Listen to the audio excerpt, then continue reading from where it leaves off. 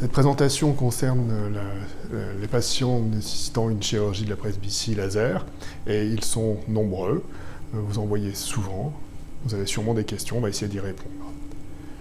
La chirurgie réfractive concerne toutes les chirurgies permettant de ne plus porter de lunettes après les opérations, et nous pratiquons toutes les techniques de notre vision clinique, notamment pour la myopie, le SMILE et les implants STAR, pour la presbytie, le presbyonde et le Prelex, et l'hypermétropie, le LASIK et les ICL également. Nous allons surtout parler dans cette présentation de la presbytie laser. Quel est l'intérêt de se faire opérer de la presbytie? Les inconvénients liés au port de lunettes et de lentilles sont nombreux, et la chirurgie réfractive offre une solution, une alternative à ce port de lunettes et de lentilles qui n'est pas la seule solution pour traiter la presbytie. Le recul de la chirurgie réfractive laser, notamment par la méthode que nous utilisons, le presbyonde, est largement suffisant. On a prouvé depuis plus de 10 ans sa sécurité, sa stabilité et son efficacité. Les traitements presbytie sont associés aux autres défauts optiques. On peut traiter la presbytie, qu'elle soit associée à la myopie, à l'hypermétropie ou sur les hémétropes. La chirurgie de la presbytie est possible quel que soit le degré d'avancement de la presbytie, dès les premiers signes jusqu'à n'importe quel âge. En fait, le traitement de la presbytie, même laser, est accessible. Comment se sentent les patients presbytes? Vous les voyez en consultation. Ils sont agacés, frustrés de leur vision, soit dans leurs activités, soit de bricolage, d'informatique, de l'activité de la vie de tous les jours. Et ceux qui portent des verres progressifs ne s'adaptent pas forcément à cette vision qui n'est pas naturelle. On nous explique que le verre progressif est la seule solution pour la vision des presbytes, mais non, il y a d'autres solutions, dont la chirurgie de la presbytie. Les patients sont aussi agacés, embêtés par le changement de lunettes multiples, que ce soit de loin, de près, pour l'ordinateur, les lunettes de soleil.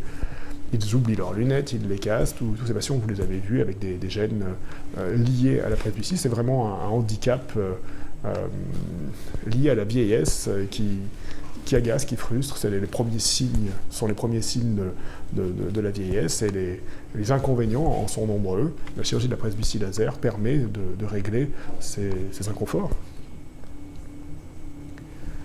Les avantages de la technique presbyonde, du traitement presbytie laser, c'est d'abord que c'est une technique indolore, qui est super rapide.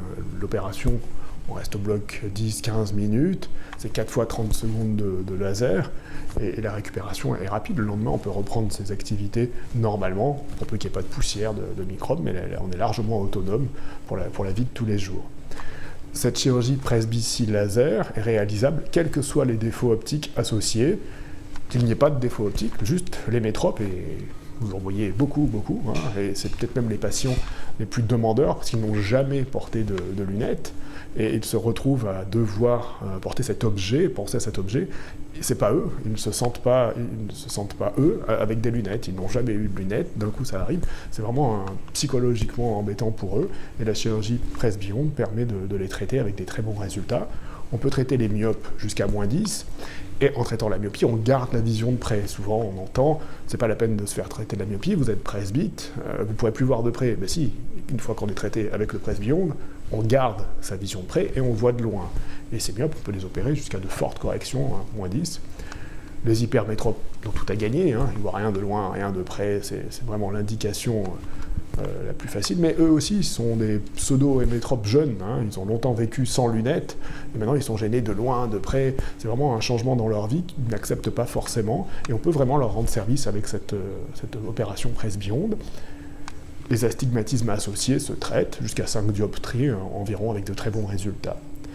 L'intérêt du traitement de la presbytie par le laser, et notamment par le presbyonde, il existe plusieurs types de chirurgie laser, et on ne va pas en parler là, mais le presbyonde permet de garder la sensibilité au contraste intacte, la même que la préopératoire. On mesure la sensibilité au contraste avant, après, on a les mêmes valeurs, et surtout il n'y a pas de halo nocturne qu'on peut avoir avec d'autres techniques.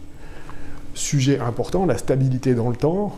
Le traitement est stable et même on anticipe l'évolution de la presbytie. C'est une des questions fréquentes des patients, c'est ma presbytie n'est pas encore installée, je vais attendre qu'elle soit installée pour me faire opérer. Non, parce qu'on sait, pour tout le monde, une fois que le patient est corrigé de loin, on sait quelle correction il faut pour de près. Donc on anticipe la presbytie à venir, même si elle n'est pas installée, et ça prendra le relais de la perte d'accommodation.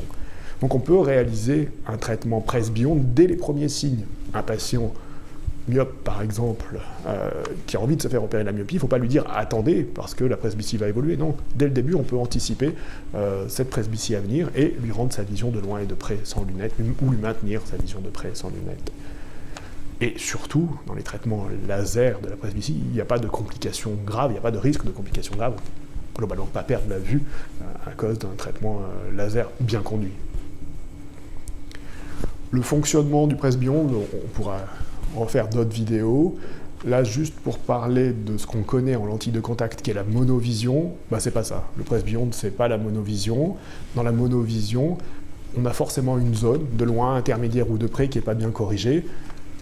Et il faut jongler avec les différentes corrections pour essayer de trouver le meilleur compromis pour le patient, mais on ne peut pas corriger les trois zones.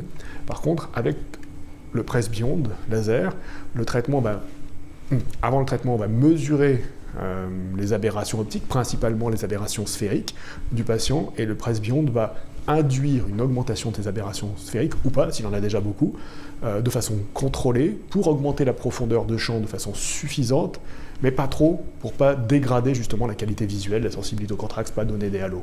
On ne peut pas, sur une cornée, donner une vision de loin et de près en augmentant la profondeur de champ, sans dégrader la qualité d'image. Donc on l'augmente de façon modérée, ce qui nous permet d'avoir une micro-monovision, puisqu'on va choisir un œil préférentiel en vision de loin et intermédiaire, et l'œil non dominant en vision intermédiaire et de près. Et la neuroadaptation va faire que le patient va voir à toutes les distances de façon naturelle. Une façon simple de leur expliquer, c'est qu'on a deux yeux mais une seule image, donc le cerveau fait le travail et il va le faire pour qu'on puisse voir à toutes les distances, même si les deux yeux ne sont pas exactement réglés pareil. Mais ce n'est pas une bascule, ce n'est pas une monovision, puisqu'il y a ce traitement de profondeur de champ qui permet de garder une vision binoculaire à toutes les distances, en fait, pour avoir la meilleure qualité visuelle. Les résultats, les myopes, on peut voir rapidement que la plupart des patients ont 10 dixièmes et Paris-No 2 de près. La moitié arrive à lire Paris-No 1,5, ce qui est déjà très petit. Et en termes d'efficacité, de sécurité, on n'a pas de perte de meilleure acuité visuelle corrigée. Le traitement n'est pas dommageable pour la vision. La meilleure acuité visuelle corrigée est conservée pour tous les patients. Les hypermétropes, pareil, de très bons résultats avec de nombreux patients qui voient 10 dixièmes et Paris-No 2 et certains Paris-No 1,5. Là aussi, une sécurité de 100%, pas de perte de meilleure acuité visuelle corrigée. Au pire, on peut remettre des petites lunettes sur les petites choses, mais si on remet ces petites lunettes, on a une très bonne acuité visuelle. Les hémétropes sont nos meilleurs résultats, et nos meilleurs patients, encore une fois, c'est vraiment les patients qui n'ont jamais porté de lunettes et qui ont des très bonnes visions. Alors on peut se dire, ils ont des très bonnes visions, oulala, on va leur dégrader leur vision, mais non, pas du tout. La qualité visuelle et la vision binoculaire de ces patients est excellente. On arrive à des 10 dixièmes Paris-No 2 avec une fréquence presque parfaite. Sécurité absolue. Quand est-ce qu'on ressent les effets du presbyonde? On l'a dit tout à l'heure, dès le lendemain, on peut vivre normalement, mais même quelques heures après, les patients sont surpris de revoir. Alors, il y a une petite brume, c'est pas parfait, mais quelques heures après, déjà, les patients se rendent compte de l'amélioration. Bien sûr, il faut un accompagnant pour regagner le domicile, mais le patient est autonome, et le lendemain, beaucoup viennent tout seuls ou conduisent seuls. Il peut y avoir quelques variations dans les résultats du lendemain. Le temps d'immobilisation est donc très court, pas besoin d'arrêt de travail, et beaucoup de nos patients retravaillent le lendemain, pourvu qu'il n'y ait pas d'ambiance poussiéreuse ou microbienne ou un risque d'infection. Comment se sentent les patients après le presbyonde? Vous en avez sûrement vu, ils sont heureux de revoir à toutes les distances sans lunettes, de revoir comme s'ils avaient 20 ans, 30 ans. Ils n'ont pas de gêne, particulière dans les suites, on leur a bien expliqué le suivi. Les gens qui étaient gênés que de près sont super contents de reprendre leur téléphone, un magazine, une carte, leur montre, de voir ce qu'ils mangent, même dans leur assiette, fréquemment ils racontent ça. Et ceux qui avaient déjà eu une amétropie, une gêne de loin, sont stupéfaits de voir de loin et de près. Souvent, ils n'ont jamais vu comme ça, étant myopes ou depuis l'enfance, ils se retrouvent à n'avoir jamais vu aussi bien vu. Quelles sont les indications du presbyonde, du traitement laser presbyonde de la presbytie? Tous les patients qui sont presbytes, tous les patients qui ont une gêne en vision de près, tous les patients qui nécessitent une petite correction ou qui enlèvent leurs lunettes pour voir de près s'ils sont myopes. On peut traiter dès les premiers signes, il n'y a pas d'âge maximum. Les défauts visuels associés que l'on peut opérer en même temps que la presbytie sont donc les myopies jusqu'à -10, les hypermétropies jusqu'à +5, les hémétropes, ceux qui n'ont pas de correction de loin, et les astigmatismes jusqu'à 5 dioptries associés ou non aux autres défauts optiques. Il faut qu'il n'y ait bien sûr pas de contre-indication opératoire, que ce soit les kératocones, de grosses sécheresses oculaires, enfin tout ce que le bilan préopératoire nous permet d'éliminer pour avoir des bons résultats. Pour continuer, il y a un mythe de 10 ans. Beaucoup de patients pensent que les traitements laser durent que 10 ans, et encore plus pour la presbytie. C'est faux, il n'y a pas de durée de temps d'un traitement. Si on suit les topographies dans le temps, elles ne bougent pas. Par contre, certains patients peuvent avoir une modification de la vision en vieillissant, de la même façon qu'ils changent leurs lunettes dans la vie, on peut avoir des modifications. Mais ces modifications, dans le traitement laser, ne vont être embêtantes que lorsqu'elles concernent la vision de loin, puisqu'on aura anticipé la vision de près. Un patient presbyte non opéré va changer de lunettes en fonction de l'évolution de sa presbytie. Un patient opéré, non. Ce qui fait que finalement, on a beaucoup moins de changements de correction que s'il n'avait pas été opéré. Et statistiquement, on n'a que 2-3% des patients qui ont des modifications de vision à 2 ans, qui nécessitent un retraitement ou pas, et c'est très facile de retraiter si le patient a des modifications. Et à 10 ans, si on prend toutes les amétropies confondues, on a 30% des patients qui bougent effectivement sur leur correction. Mais ce n'est pas tous les patients, c'est 70% qui ne bougent pas, et si on compare aux patients qui en 10 ans auront changé de lunettes, en 10 ans, tous les patients changent de lunettes. En laser, seulement 30%. Et on peut retraiter. La modification de vision ne nécessite pas forcément un retraitement ou un report de lunettes. C'est parfois une vue un peu moins précise, mais qui ne gêne pas dans la pratique courante. Donc vraiment, ce mythe des 10 ans est faux. Il n'y a pas de limite de durée du traitement. Il n'y a pas de durée maximale du traitement. Je vous remercie d'avoir regardé cette vidéo. J'espère vous voir bientôt à la Donat Vision Clinique. À bientôt.